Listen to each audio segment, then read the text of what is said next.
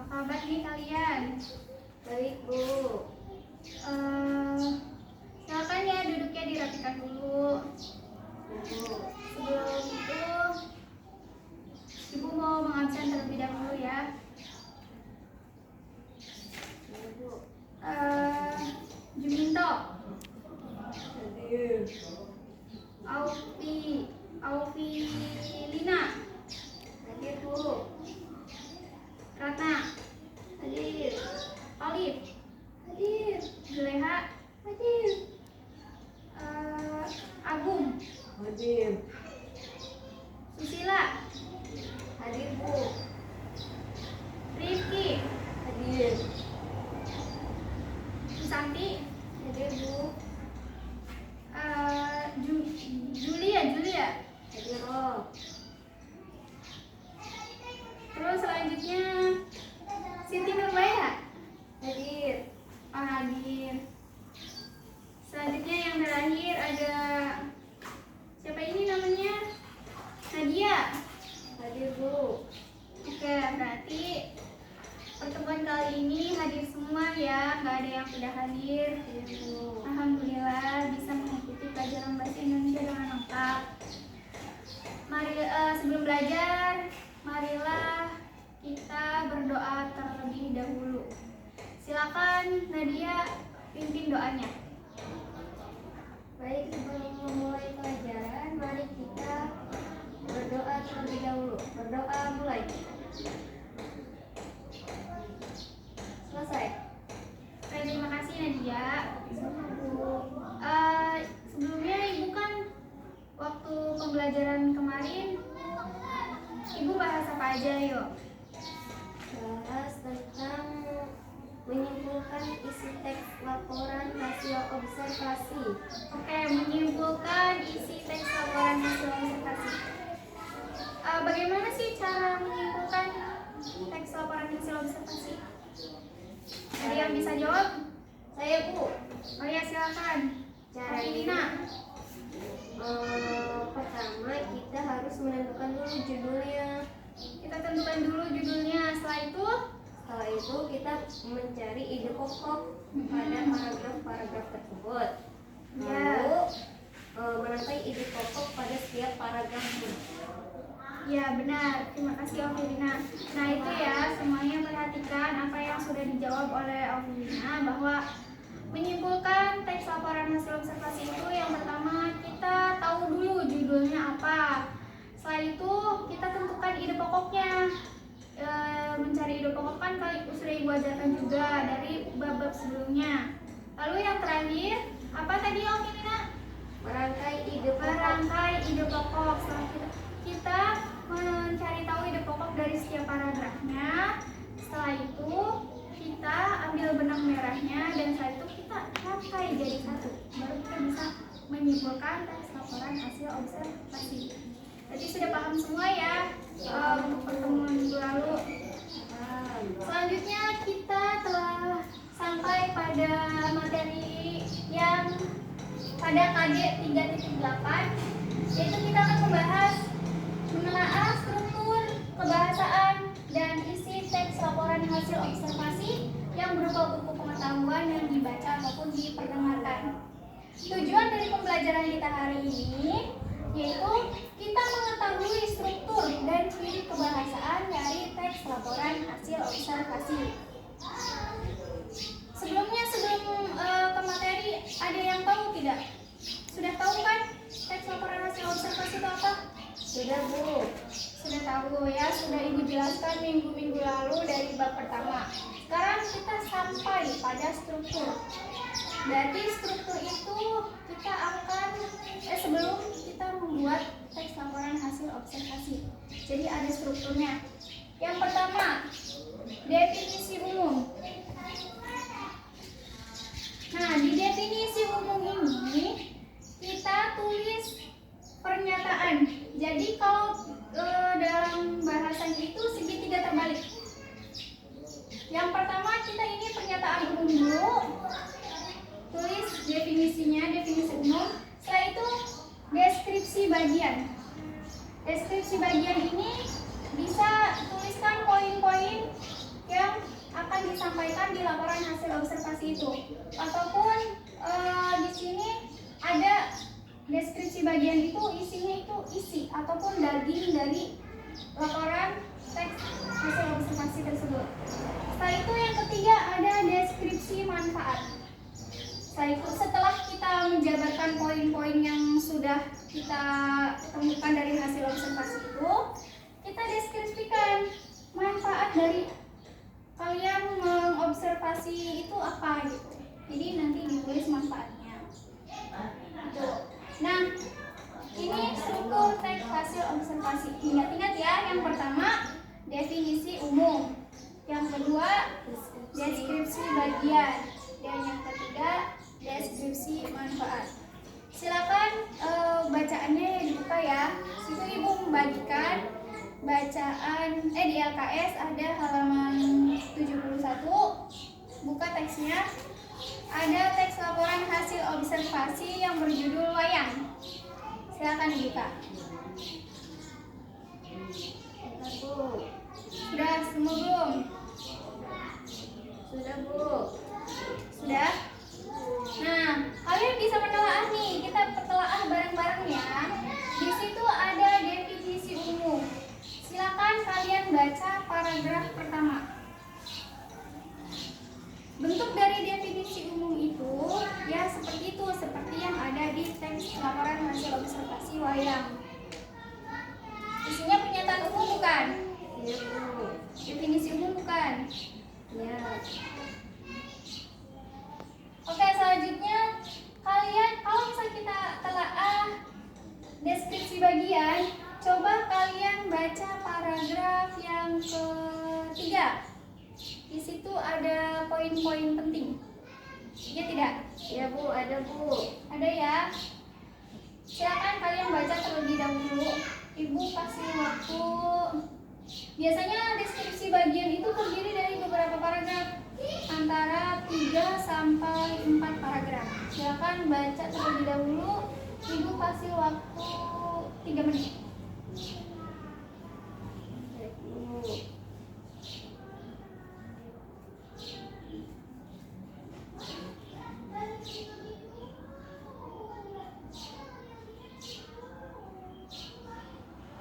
Sudah belum?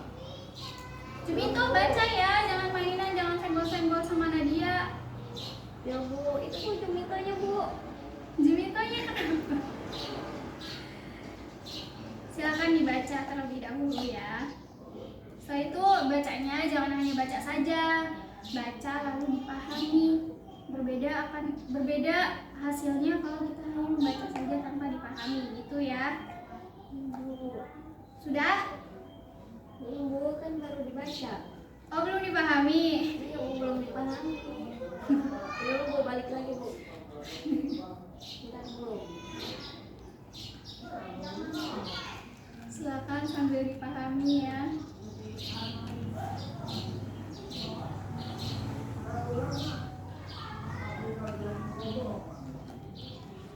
Sudah belum?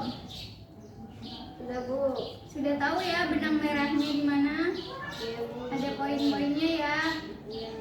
Ada deskripsi bagiannya ya. Iya, Bu. Oke, dan yang terakhir yaitu ada deskripsi manfaat. Deskripsi manfaat itu biasanya di teks laporan hasil observasi itu adanya di akhir paragraf. Silakan kalian baca akhir paragraf. Itu dijelaskan manfaat dari wayang. Iya tidak? Iya, Bu, ada, Bu. Oke. Sampai sini paham? Sebelum ibu masuk ke unsur kebahasaan, ada yang ingin ditanyakan terlebih dahulu struktur? Paham semua tidak? Paham, Bu, paham. Oke, jika sudah paham, kalian kunci rapat-rapat ini di kepala kalian, 3 ini. Nanti di akhir ibu akan bertanya soal struktur teks hasil observasi.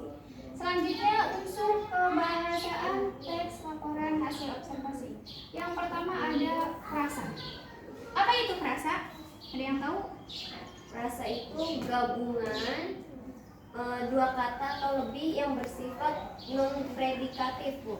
Ya, gabungan 2 kata atau lebih yang bersifat non-predikatif.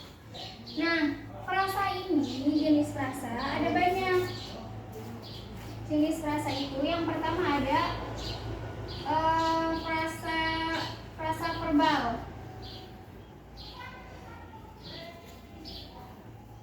Ada yang tahu frasa verbal itu apa?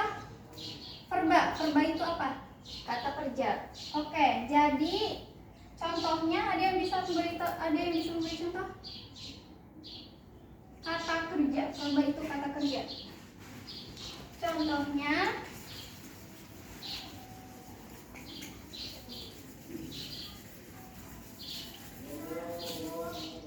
baru datang.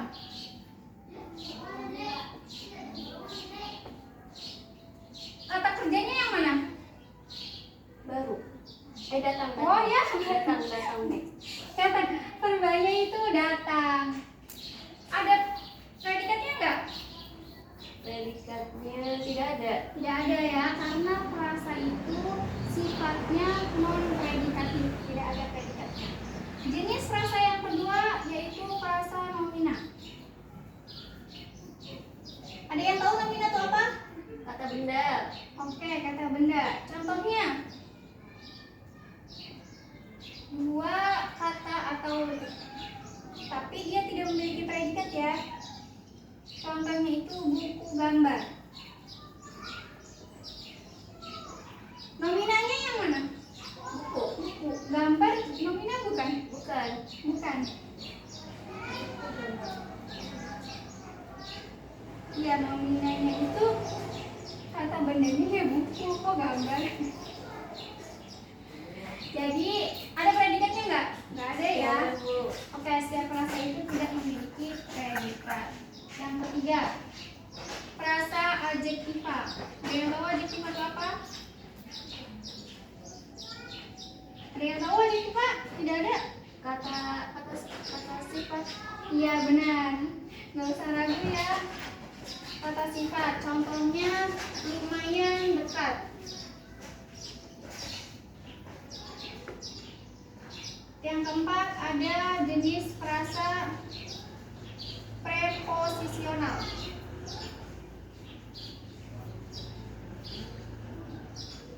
Apa itu preposisional?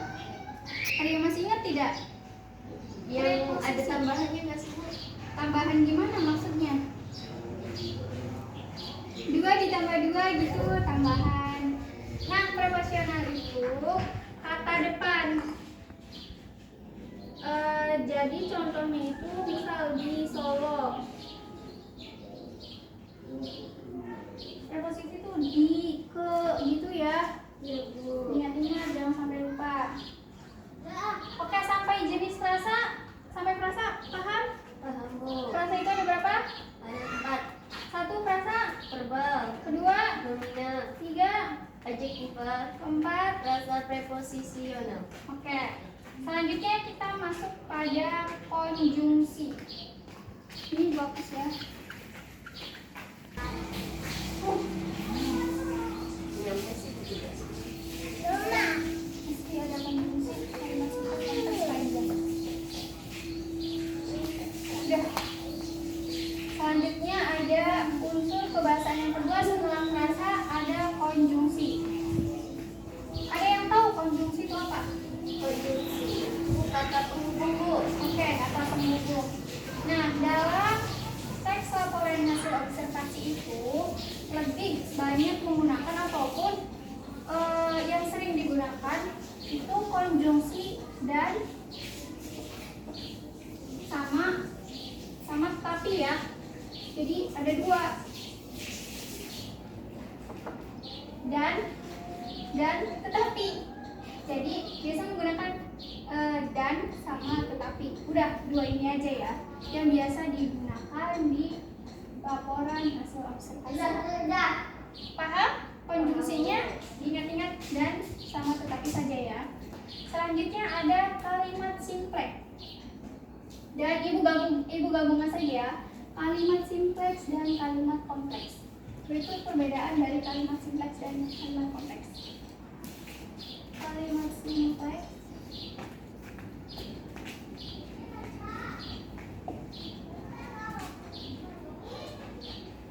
itu memiliki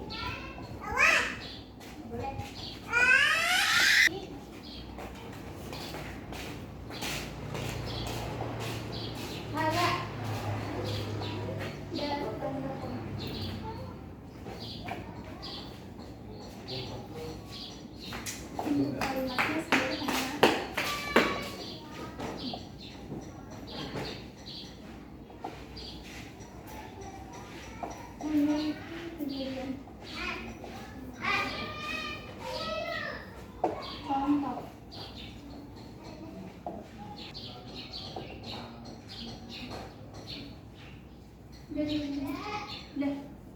Nah, ini ciri dari kalimat simplex itu. Jadi kalimat simplex itu kalimat sederhana. Dia itu hanya memiliki satu subjek dan satu predikat. Lalu tidak menggunakan konjungsi dan tanda koma. Terus bentuk kalimatnya itu sederhana, dan setiap kalimatnya itu dia memiliki kejadian atau peristiwa. Contohnya, ibu memasak sayur di dapur. Ibu ini sebagai subjek atau objek? Subjek, Bu. Subjek. Memasak, predikat. Sayur sebagai Objek. di dapur sebagai Preposisi. preposisi. Iya, maksudnya di itu preposisi. Memang kan tadi saya sebutnya di dapur, bukan di-nya saja. Iya, Bu. Di dapur itu keterangan. Jadi ini dia memiliki satu subjek dan satu predikat. Kalimatnya sederhana dan tersusun dari SPOK yang sempurna. Terus dia setiap kalimatnya ada kejadian atau peristiwa, yaitu ibu memasak sayurnya di dapur. Kejadiannya itu.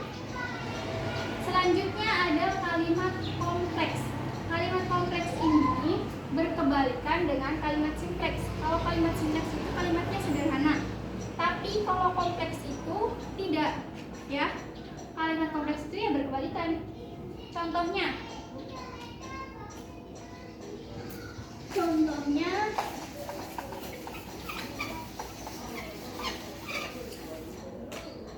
contoh kalimat kompleks. Kalau kalimat kompleks itu dia memiliki dua subjek dan dua predikat. Ingat-ingat ya, jumlahnya itu lebih banyak. Kalau sederhana itu yang sederhana saja. Bengkel Budi memperbaiki sepeda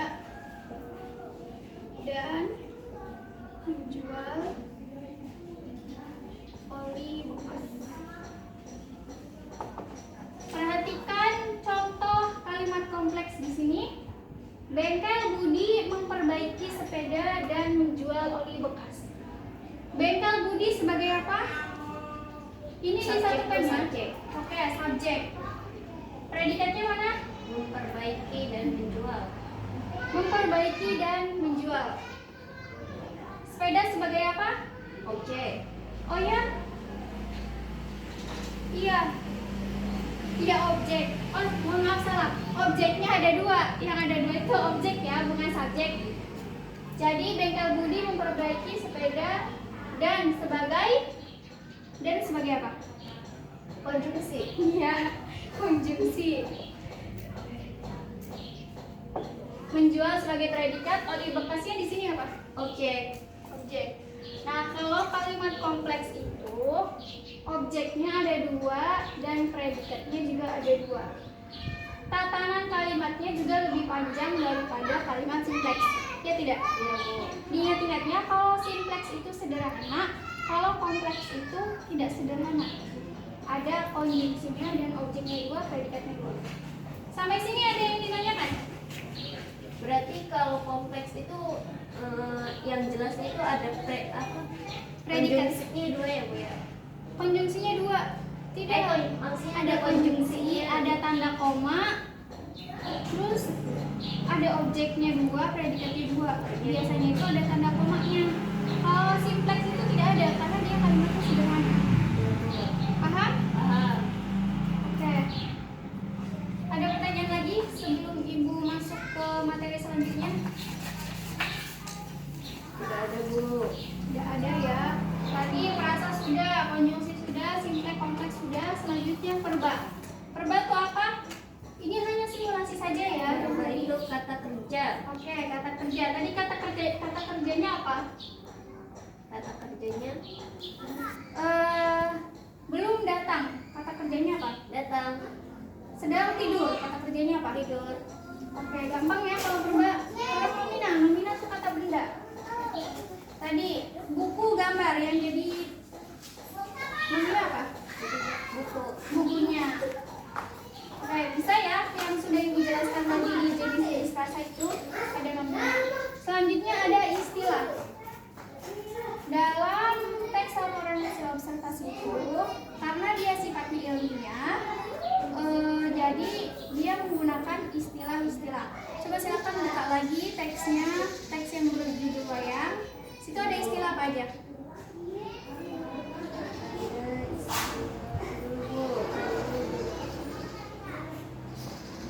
Silakan ya dicari dulu.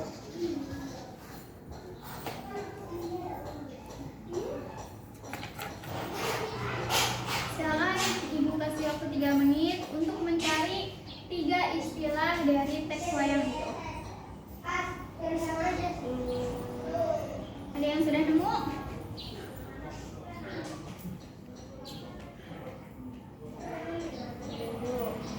Belum? Wayang golek termasuk nggak, Bu? Wayang golek istilah tidak, karena itu namanya. Jadi wayang itu ada bagian-bagiannya. Ada wayang ini, salah satunya itu ada wayang golek. Ada yang udah nemu istilahnya mana?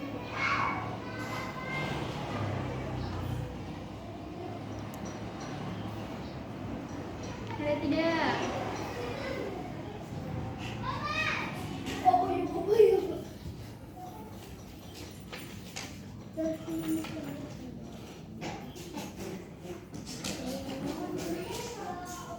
Pewayangan, Bu, pewayangan. Iya, pewayangan. Istilahnya itu pewayangan. Itu yang pertama. Kedua, ada lagi?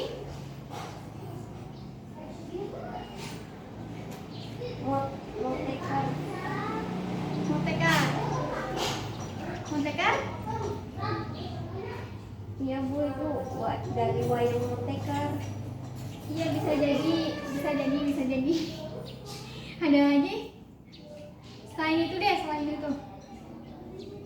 Teater, Bu, teater. Iya, teater itu istilah. Oke, kalau sudah istilah paham ya. Jadi istilah itu nama lain yang lebih ilmiah gitu ya. Selanjutnya ada sinonim. Sinonim itu persamaan kata. Kalian tahu tidak persamaan katanya apa ya? Ustaz, persamaan. Nah, yang terakhir itu ada sinonim. Sinonim itu persamaan kata. Apa tadi sinonim? Persamaan kata. Nah, contohnya persamaan kata tanaman dengan flora atau tumbuhan. Kamu sama saja dengan Anda, ya kan? Kayak apa lagi? Ada yang bisa membuat sinonim?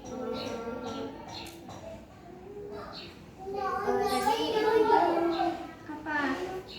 Fauna. Fauna sama apa? Fauna itu binatang, Bu. Ya, Binatang itu binatang fauna. itu sama saja dengan fauna. Selain itu, ada lagi yang mau menambahkan contoh dari sinonim? Abadi, Bu. Kekal. Oh, abadi dengan kekal. Bukan abadi dengan abadi ya, abadi dengan kekal. Ada lagi?